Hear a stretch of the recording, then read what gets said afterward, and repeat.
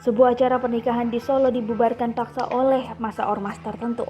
Sebuah video yang merekam dugaan penyerangan oleh sekelompok orang terjadi di kawasan Metro Danan, Kelurahan Kecamatan Pasar Kliwon, Kota Solo tersebar di media sosial. Informasi yang dihimpun, penyerangan di Solo terjadi di rumah almarhum Asegaf bin Jufri, Kampung Metro Danan, Jalan Cempaka, Kecamatan Pasar Kliwon, Sabtu 8 Agustus 2020, sekitar pukul 17:45 waktu Indonesia Barat. Kerusakan terjadi saat penyerangan di Solo itu. 3 orang keluarga Habib juga terluka, yaitu Umar Asyegaf, Hadid Umar, Usin Abdullah.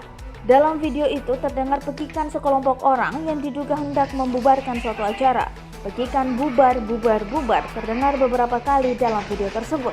Tak hanya itu, sejumlah personel kepolisian berpakaian dan bersenjata lengkap juga tampak tiba dan disiagakan di lokasi kejadian. Kapolsek Pasar Kliwon AKP Adis Dani Garta menyampaikan kejadian terjadi Sabtu 8 Agustus 2020 menjelang sholat maghrib sekitar pukul 17:30 waktu Indonesia Barat.